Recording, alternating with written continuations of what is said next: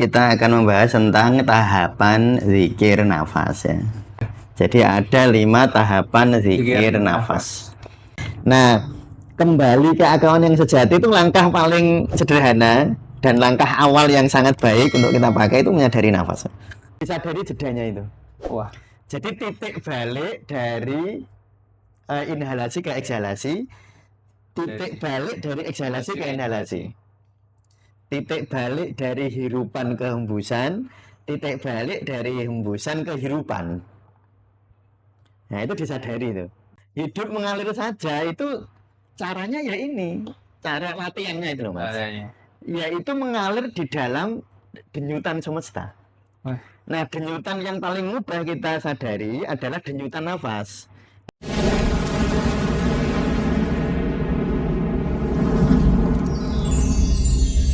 Batasi Gaji Tasawuf Saintifik. Assalamualaikum warahmatullahi wabarakatuh. Waalaikumsalam warahmatullahi wabarakatuh. Kali ini di Ngaji Tasawuf Saintifik. Nah, sebelumnya kita banyak sekali ya membahas tentang zikir-zikir, macam zikir, lalu korelasi zikir dengan banyak sekali lah yang berhubungan dengan sains. Nah, kali ini karena juga banyak sekali pertanyaan di kolom komentar ya kemarin, kan ada juga zikir nafas. Nah, kira-kira tahapan-tahapan zikir nafas itu apa aja sih, Bah? Ya. Jadi di kesempatan kali ini kita akan membahas tentang tahapan zikir nafas ya. Tahapan-tahapannya. Jadi bagaimana cara atau teknisnya, metodenya lah ya. Iya, metode. Metode zikir nafas itu dilakukan. Ada 5 tahapan zikir nanti, Mas Jawahir ya. Yeah. Jadi ada 5 tahapan zikir nafas. Yang tahapan ini saya tidak mengatakan bahwa tahapan ini harus dilakukan tahap demi tahap seperti ini. Harus kayak rukun sholat yang harus urut ya. Kalau memang misalnya kawan-kawan sufi kok merasa bisa langsung di tahapan ketiga ya nggak apa-apa. Misalnya atau saya kok belum bisa ya tahapan selanjutnya, saya pengen dari dengan tahapan yang pertama dulu misalnya, ya nggak apa-apa ya. Jadi tahapan yang pertama dulu nggak apa-apa, baru nanti tahapan kedua, baru tahap ketiga, baru tahap keempat, baru tahap kelima. Tapi kalau nanti misalnya kawan sufi sudah merasa bisa melakukan kelima tahap, terus suatu saat dia pas ada waktu rileks kepengen zikir langsung ke tahap 5 ya nggak apa-apa. Jadi ini bukan bukan suatu keharusan, bukan keharusan untuk urut ya. Ini memang sebenarnya tahapan ini dibuat untuk mempermudah latihan ya. Mempermudah latihan, kayak kira-kira kayak orang masak ya, dia harus melatih dulu cara masak yang sederhana, lalu yang lebih kompleks, lalu yang sangat kompleks ya. Tapi kalau pinter kan nggak usah gitu ya, langsung kompleks ya boleh kalau sudah pro ya, sudah pro ya. Sudah pro. Jadi ada 5 tahap Mas Jawahir, tahap zikir nafas ya. Yang pertama, Bah. Nah, yang pertama tahap jasad atau tahap fisik ya, tahap fisik dari nafas. Nah, ini saya kira kawan-kawan sufi apalagi yang mengikuti konten-konten spiritual, saya kira sudah sangat populer ya tentang penyadaran nafas. Jadi nafas secara fisik ya.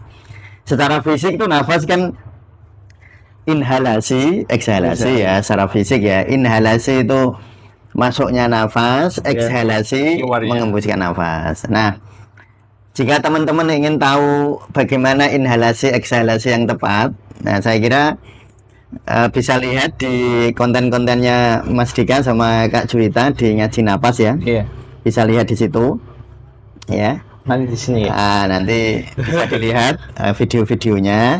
Cuma kalau hari ini kita lebih ke arah penghayatannya ya. Jadi kalau teknis misalnya zikir nafas caranya hidung-hidung ya, lalu harus nafas LSD ya, light, slow and deep ya, itu silahkan nanti tonton di ngaji pernafasan atau napas di channel kita, channel ini juga ya. Nah, kalau kali ini kita akan membahas soal penghayatannya. Ya, penghayatan. Jadi dihayati secara fisik saja. Jadi tahap 1 adalah tahap secara fisik, maknanya dihayati secara fisik saja. Nah, secara fisik misalnya dihayati waktu inhalasi ya. Waktu menghirup nafas, dihayati, disadari bahwa kita sedang menghirup nafas. Waktu mengeksalasi, waktu mengeluarkan nafas, dihayati bahwa kita sedang menghembuskan nafas. Jadi sadar nafas. Ya sesederhana itu sebenarnya. Ya, karena kadang-kadang ada yang nggak sadar, Pak. Ya kita dominasinya nggak sadar sih. Coba ini Mas Jawa dari bangun tidur sampai jam 4 sore ini. Iya. Kira-kira sadar nggak kalau bernafas? Ya baru sekarang ini. kecuali saya tadi melakukan zikir nafas pagi sekian menit tadi, terus habis itu tadi saya lakukan. Ya itu tadi saya sadar nafasnya. Selebihnya kan nggak sadar. Dan memang banyak pasien, banyak klien yang datang ke kita ketika kita ngomong tentang zikir nafas itu Mas Jawa ya. Iya. Itu mereka ketika saya beri tutorial, disadari aja nafasnya. Itu mereka bingung. Sadari yang gimana? Sadari nafas itu apa sih sadari? Ya, enggak. Kan enggak susah sebenarnya kan. Ya cuma sadar saja. Kenapa harus begitu? Uniknya begini, Mas Jawa ya. Uniknya ketika kita menyadari nafas, otomatis kualitas nafas kita membaik. Itu otomatis. Kalau sadar otomatis Membaik. Jadi ketika sadar nanti ya Mas Jawa atau kawan-kawan sufi silahkan, daripada nganggur ya, daripada yang nganggur, daripada cuma daripada teman-teman cuma scroll medsos ya. Nah, yang mungkin kurang berfungsi secara lebih di intisari kehidupan kita, lebih baik kawan-kawan sufi menyadari nafas ya. Menyadari nafas. Ya itu tadi, sadar nafas itu sederhana. Yaitu menyadari tarikan inhalasi nafas kita dan menyadari ekshalasi, menyadari hembusan nafas kita. Ya, jadi Mas Jawa, tahap pertama tadi menyadari nafas, sesederhana itu ya. Yeah. Sadari inhalasi, sadari ekshalasi. Dan uniknya, sekali lagi uniknya, ketika kita menyadari nafas, otomatis kualitas pernafasan kita membaik. Otomatis. Ya otomatis, ya, silakan dicoba ya. Ya daripada tadi saya bilang, daripada cuma scroll itu. Kalau ini scroll ya, maaf ya. Ya, monggo disadari nafasnya, sesederhana itu. Mungkin nanti ada pertanyaan berapa menit sih Pak gitunya menyadari nafas? Minimal 2 menit lah latihan. Ya tentu kalau maksimalnya nggak ada. Sadari terus mah bagus ya Mas. Iya. Ya nanti kalau kita sudah semakin sering menyadari, itu kita nafas itu menjadi otomatis menjadi kayak terlatih Mas ya. Jadi kayak terlatih karena sebenarnya begini ya. Ini ada istilahnya kata-kata guru saya. Ini tidak bisa kita katakan bahwa ini kebenaran, nggak bisa dikatakan. Saya nggak bisa ketika ditanya apa buktinya, kita nggak bisa. Tetapi memang ada perkataan guru saya bahwa manusia itu usianya kesempatan yang diberikan oleh Allah atau usia yang diberikan oleh Allah kepada kita itu bukan usia dalam artian 1 hari, 2 hari, 2 tahun, 20 tahun, 60 tahun, 70 tahun, bukan, tetapi jumlah nafas. Jumlah nafas. Jadi misalnya Mas Jawahir dikasih kesempatan 10 juta kali nafas, si Fulan misalnya ya, dikasih kesempatan 10 juta kali nafas. Artinya ketika seseorang itu nafasnya cepat, nafas cepat itu berarti orang stres ya. Nah itu berarti orangnya terlalu simpatis itu, terlalu tegang. Dia nafasnya cepat, umurnya pendek. Dan dengan cara menyadari nafas itu ya, hanya dengan, kenapa saya bilang hanya, karena sangat mudah. Ya saya bilang hanya ya. Yuk, Ya. langsung dipraktekkan boleh. Jadi menyadari nafas itu nanti otomatis saraf parasimpatis itu powernya atau keseimbangan saraf otonom itu akan mengalami perbaikan keseimbangannya. Hanya dengan tahap 1 ini loh ya. Ini baru tahap 1 ini. Baru tahap 1 Dan ini. manfaatnya secara fisik psikologi sudah luar biasa. Jadi tahap 1 ini yang cara paling sederhana, tentu ada cara-cara macam-macam ya Mas Jawa ya. Iya. Misalnya nanti kalau di ngaji nafas misalnya cara mengatasi kecemasan itu ada teknik ritme nafas kotak namanya 4-4-4-4. Nah itu ada cara begitu. Nah cara paling sederhananya nggak usah dihitung sih. Ini kan paling gampang ya maksudnya. Cukup sadari tok saja. Jadi menyadari nafas dengan dengan disadari itu nanti otomatis kita itu akan merasa lebih dekat dengan diri kita, Mas. Kan gini ya, orang itu stres kan karena terlalu jauh dengan dirinya. Kayak jauh dengan dirinya. Kayak orang ya diri kita yang sejati kan di dalam kan. Iya. Nah kalau kita dolanan bermain terlalu jauh nggak pulang ke rumah rasanya gelisah, Mas. Iya sih. Jadi sebenarnya menyadari nafas itu pulang ke diri sejati. Langkah awal untuk pulang ke kalau bahasa tasawuf itu ke nafas ruhaniyah. Jadi tasawuf itu ada dua ya. Nafas dalam tasawuf itu ada nafas kolbiyah, nafas kolbiyah. Ada nafas ruhaniyah. Ada keakuan yang psikologis, ada keakuan yang ruhaniyah, keakuan yang sejati. Nah, kembali keakuan yang sejati itu langkah paling sederhana dan langkah awal yang sangat baik untuk kita pakai itu menyadari nafas. Paling simpel itu ya. Ya simpel. Masa ora iso ini Masa nggak bisa? Ya makanya tadi saya analogikan dengan tadi Mas Dewa. Saya analogikan dengan orang masak tadi. Iya. Ya latihan masak banyu sih lah. Godok aja. Godok banyu atau masak mie instan loh gampang. Iya. Nanti kalau masak lebih rumit tentu kita memerlukan ini Mas Dewa. Kita memerlukan latihan-latihan ya. Iya. Nah ini saya kira langkah atau tahap pertama ini saya kira cukup, bukan hanya cukup ya, saya kira saya bisa bilang sangat mudah karena hanya menyadari menyadari nafas, menyadari inhalasi dan menyadari eksalasi di dalam pernafasan kita. Nanti otomatis nanti perjalanan nanti kalau orang sudah biasa ini nanti tahap kedua, tahap ketiga, tahap keempat, tahap kelima lebih mudah Mas. Tapi kalau latihan yang pertama ini aja nggak mau, ya artinya kalau tahap yang pertama ini nggak dilakukan, nanti tahap kedua kesulitan karena mungkin gampang nih, yang mudah saja nggak bisa atau nggak mau. Kalau nggak bisa saya tuh masa nggak bisa sih? Ya namanya manusia tuh tahu orang manusia hidup ya nafas ya nafas kan menyadari saja, menyadari aku bukan kan gitu saja. Iya. Seperti kita menyadari saya lagi makan kan, kan hanya sesederhana itu. Nah itu tahap pertama ya, tahap pertama dengan harapan itu begini ya. Lalu aspek zikirnya adalah kita menyadari bahwa aku jebule masih diberi Allah nafas. Saya ternyata masih diberi kesempatan oleh Allah untuk bernafas. Gitu. Ya ternyata saya masih diberi nafas seperti itu. Nah itu adalah keindahan ya. Tentu keindahan kan. Nah itu zikir sebenarnya. Jadi zikir menyadari nafas itu keberfungsiannya di mana kalau dizikirkan ya? Iya. Ya kita menyadari keluar masuknya nafas, lalu kita tersadar ternyata saya bisa bernafas. Nah kan banyak orang kan yang nggak bisa nafas itu. Banyak. Atau bukan nggak bisa ya? Ya, Kan banyak orang yang kesulitan lah. Iya ada kesulitan bernafas dengan beberapa levelnya ya. Silakan ke rumah sakit untuk melihat.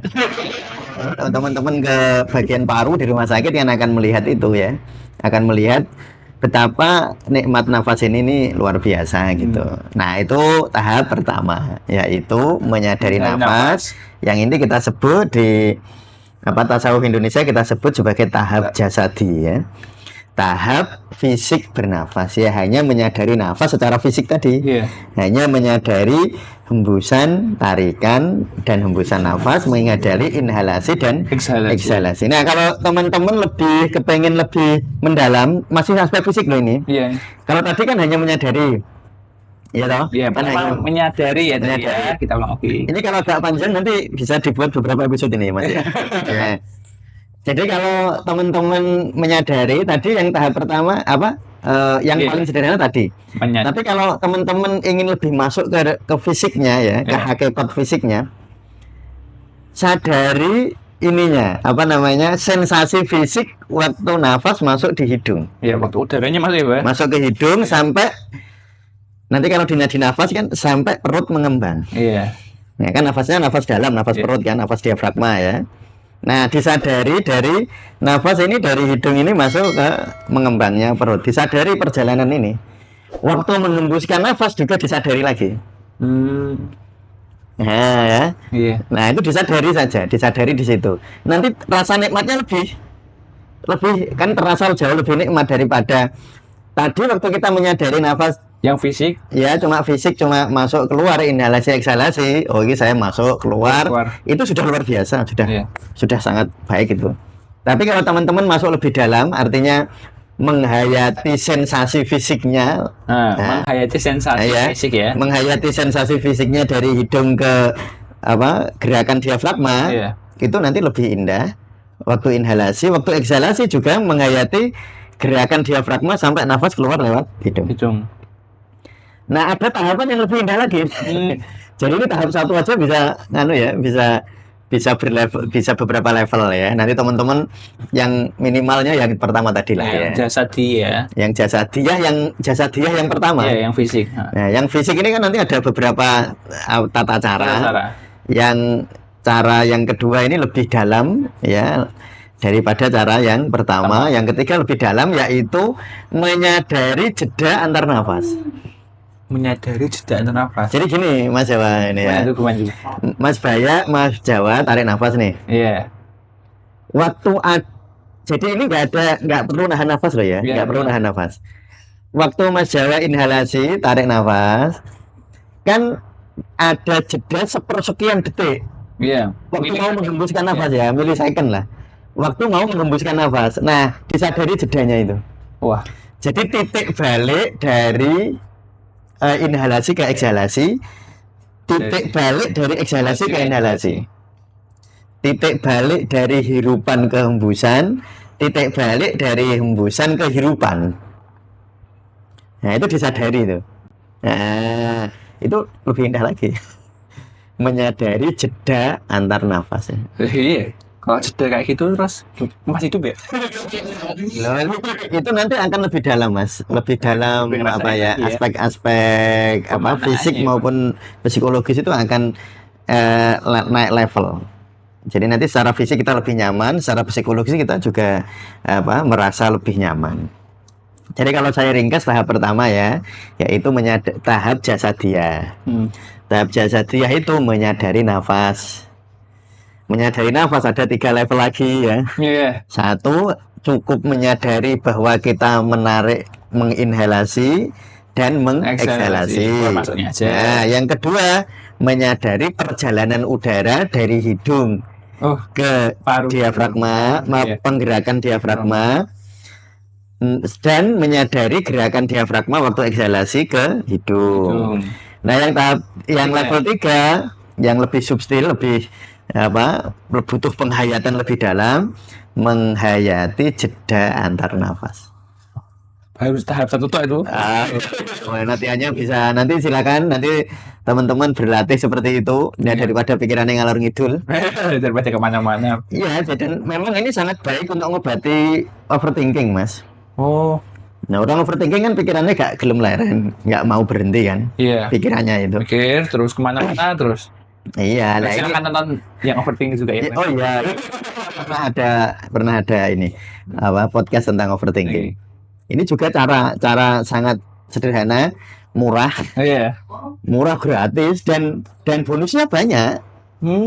Jadi bonus menyadari nafas itu bonusnya, masya Allah ya, ya bonus secara fisik. Nah apalagi nanti kalau kita masuk lebih dalam, makanya saya selalu ulang-ulang kalau bicara tentang nafas ya Mas ya. Jadi banyak ulama mengatakan afdholul ibadati adul anfas ma'allah. Apa itu? Jadi sebaik-baiknya ibadah itu menghitung nafas. Menyadari nafas itu loh. Kan menghitung itu kan menyadari itu. Menyadari inhalasi, menyadari eksalasi. Kalau lebih dalam ya menyadari proses inhalasi, menyadari proses eksalasi. mau masuk lebih dalam lagi menyadari jeda antara inhalasi ke eksalasi dan antara eksalasi ke inhalasi. Itu nanti Mas Jawa pernah nggak kamu hidup itu mengalir saja gitu? Pernah gitu ya. Yang begitu kan? Iya. Nah, hidup mengalir saja itu caranya ya ini, cara latihannya itu loh Mas. Yaitu mengalir di dalam denyutan semesta. Nah, denyutan yang paling mudah kita sadari adalah denyutan nafas. Nanti ada denyutan jantung kan, ada zikir jantung ya. Silakan dilihat lagi, ada podcastnya ya. Jadi sadari denyutan nafas. Kan ini denyutan yang paling kita sadari kan berdenyut kan? Iya. Jadi tarik nafas, bukan denyut ini loh. Denyut nafas. Oh iya. Jadi tarik nafas, kan berdenyut ini perut kita maju ya. Iya, maju. Nah, pertumbuhan nafas, perutnya mundur. Ini kan denyut namanya. Oh iya. Nah, kalau seseorang menghayati tadi menyadari denyutan jeda antar nafas. Pertama menyadari nafas, lalu dia menghayati prosesnya, lalu menghayati jedanya. Maka dia nanti akan merasa bersatu, ada kebersatuan antara inhalasi eksalasi itu ternyata satu proses. Dia itu kayak lingkaran. Muter terus gitu ya? Ya kayak lingkaran. Iya. Jadi kayak gini kalau Mas Jawa lihat laut ya, laut gini, ombak terus ya, biur pulang itu kan sebenarnya satu proses Mas. Oh iya. Ya kita lihatnya sih ombak datang, ombak pergi kita lihatnya ya. Tetapi sebenarnya kalau kita lihat dari pandangan tauhid itu kan ketunggalan. Jadi datang pergi itu kan tunggal, hidup mati itu kan tunggal. Ini bukan dualitas ya, tapi itu satu kesatuan. Makanya sebenarnya tauhid itu kan menyadari kesatuan semesta itu. Ya. Jadi bukan dualitas lagi. Akhirnya nanti teman-teman menyadari, nanti mudah mengikuti aliran kehendak Allah, atau kalau orang-orang spiritualis biasanya ngendikan itu mengikuti aliran semesta. Latihannya ya ini.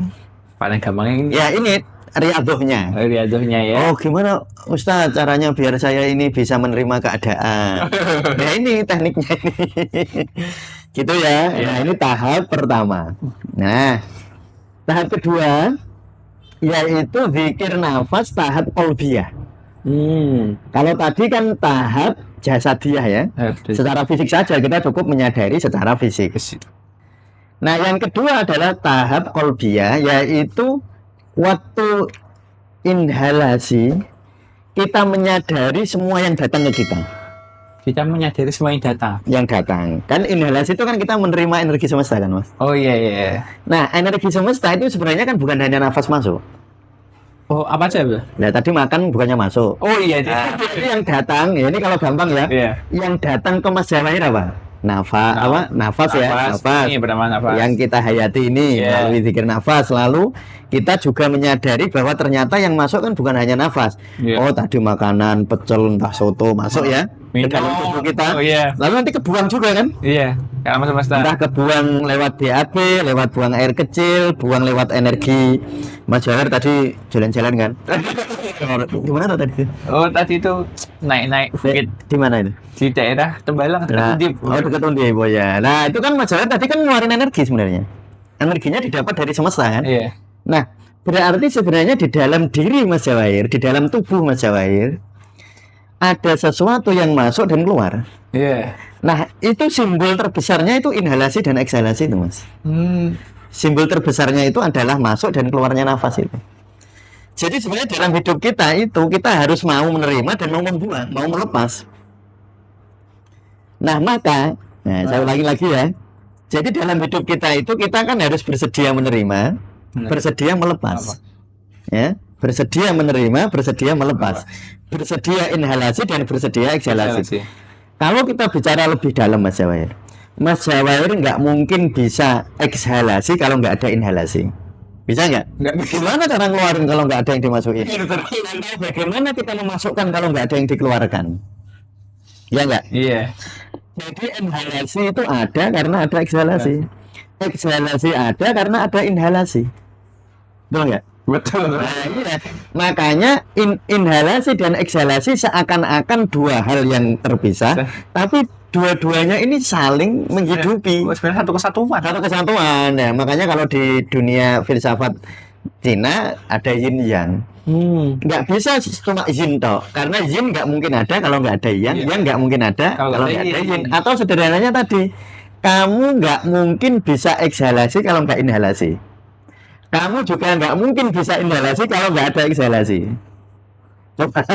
Kamu nggak akan ngerasain kebahagiaan kalau ada kesedihan. Ya itu senang susah, dualitas. Oh, dualitas. Itu senang susah ya, bedakan dengan kebahagiaan. Oh, beda. Ya. Jadi kalau senang susah itu kamu nggak mungkin susah kalau nggak ada seneng, kamu nggak mungkin seneng kalau nggak ada susah. Itu seperti laut. Kalau laut ombak itu tadi. datang dan pergi, nggak mungkin datang toh. Iya. Datang toh gimana? Atau pergi toh?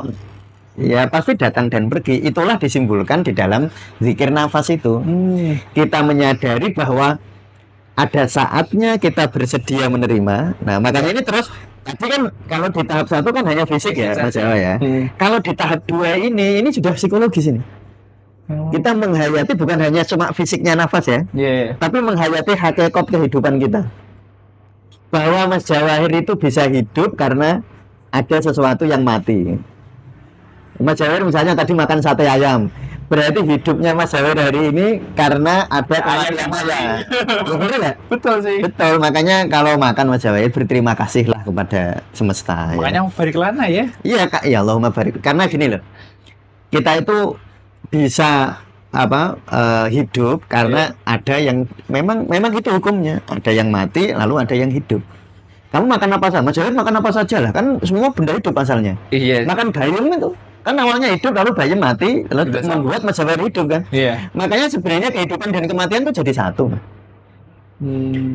Kematian bayam adalah kehidupan Mas Jawa. Iya kan? Ya. Nanti kehidupan seseorang juga kehidupan bagi hal yang baru gitu. Itu selalu begitu. Itu kan disimbolkan dalam rantai makanan itu loh. Iya. Jadi di dalam makanya Allah itu dawuh di dalam kematian ada kehidupan, di dalam kehidupan ada kematian. Itu namanya melampaui dualitas. Nah makanya kalau di tasawuf Indonesia, waktu kita tarik nafas dirasakan menerima dengan ikhlas. Menerima itu ya harus ikhlas loh Mas. Banyak orang nggak mau menerima dengan ikhlas. Misalnya terpaksa malah ya. Terpaksa menerima. Misalnya Mas Jawahir itu karpe itu hari ini harusnya saya makan soto. Padahal bundanya Mas Jawahir masaknya masak pecel. Kan Mas Jawahir tetap harus makan ya. Tapi kan waktu menerima nggak ikhlas. Iya, ada benarnya sih. Berarti kan menerima itu butuh keikhlasan. Bukan hanya melepas yang butuh keikhlasan Mas. Kita itu kadang-kadang kan kamu kalau lepaskan saja, ikhlaskan saja. Enggak, keikhlasan itu bukan hanya saat melepas, bahkan saat menerima. Nanti Mas Jawahir kalau berkeluarga, apa yang diberikan oleh istri Mas Jawahir tidak selalu sesuai keinginan Mas Jawahir. Sehingga ketika menerima Jawahir itu ada rasa dongkolnya. Makanya waktu tarik nafas terima dengan ikhlas, waktu menghembuskan nafas lepaskan dengan ikhlas. Makanya tarik nafas kalau kita ya menuntun kliennya dengan terima ikhlas, lepaskan ikhlas, terima ikhlas, lepas ikhlas, terima ikhlas, lepas ikhlas. Dan bukan hanya soal nafas, tetapi kita hayati di dalam kolbu. Makanya disebut tahap kolbiyah ini. Ya, ini disebut sebagai tahap kolbiyah karena bukan hanya tahapan fisik, tetapi sudah masuk ke tahapan kolbiyah yang kita menyadari kesatuan tadi antara inhalasi dan eksalasi itu satu. Kenapa disebut satu? Karena kita nggak mungkin inhalasi kalau nggak ada eksalasi. Kita nggak mungkin ada eksalasi kalau nggak ada inhalasi. Ketika salah satunya hilang, yang lain ikut hilang. Jadi kalau satu hilang, ya hilang semua. Kalau satu ada, ya ada semua. Nah itu namanya tauhid. Jadi kita menyadari kesatuan tadi, inhalasi, eksalasi, lalu kita menghayatannya lebih dalam. Bukan hanya menghayati soal fisiknya nafas, juga hukum-hukum semesta kita hayati tadi. Bahwa Mas Jawahir itu nanti bukan hanya menerima makanan loh Mas, nyun sewu, menerima tugas dari dosen. Itu inhalasi loh Mas. Jadi ketika Mas Jawahir menerima tugas dari dosen, Mas Jawahir zikir nafas. Tarik nafas, ya Allah saya terima tugas ini dengan ikhlas. Gitu. Itu namanya zikir nafas kolbiyah. Psikologis ya. Nah, psikologis. Jadi latihannya begitu. Apalagi kalau Mas Jawa menerima tugas dari orang tua. Nah, ya kan? Lalu Jawa ini kamarnya dibersihkan. Nanti kan kita menerima kan? Iya, saya terima. Nanti waktu Mas Jawa harus melepas, harus melepas sesuatu. Misalnya Mas Jawa harus bayar UKT nih. Kan bayar UKT. Misalnya mau bayar sesuatu, atau misalnya teman-teman ini memang harus ada uang yang digunakan untuk mengikuti pendidikan atau pelatihan tertentu, kan harus dilepas. Iya. Ya lepas ikhlas. Terima ikhlas, lepas ikhlas. Terima ikhlas, lepas ikhlas. Dengan cara demikian nanti latihan bahwa kita harus mengalir dalam aliran semesta itu kita terlatih, Mas. Jadi latihannya tuh gitu. Kalau cuma teori, wes diterima aja lah. Cuma tanpa latihan ini tuh saya kira agak susah, Mas. Harus diawali dengan latihan-latihan seperti ini. Sering pengen tanya ikhlas tuh gimana? Ini tekniknya. Nah, ini tekniknya. Latihannya itu begitu ya. Jadi ini tahap kolbiyah, yakni tahap penghayatan terhadap hukum semesta. Yang tadi bahwa hukum semesta itu diwakili oleh inhalasi dan eksalasi, diwakili oleh datang dan pergi. Kalau dalam bahasa Al-Quran Ar-Rahman Ar-Rahim, ya, kalau bahasa di Cina Yin Yang, ya, itu dihayati dengan zikir kolbiyah. Ya, ini zikir kolbiyah ya. Nah, ini tahap kedua. Nah, semoga nanti kawan-kawan sufi silahkan dihayati, didengarkan sungguh-sungguh, kalau perlu diulang-ulang ini. Nanti akan kami tuliskan deskripsinya kok di bawah. Ya, nanti di bawah ada ya. Nanti teman-teman mau semoga ridho untuk riadoh ya. Riadoh itu latihan kalau dalam konsep sufi.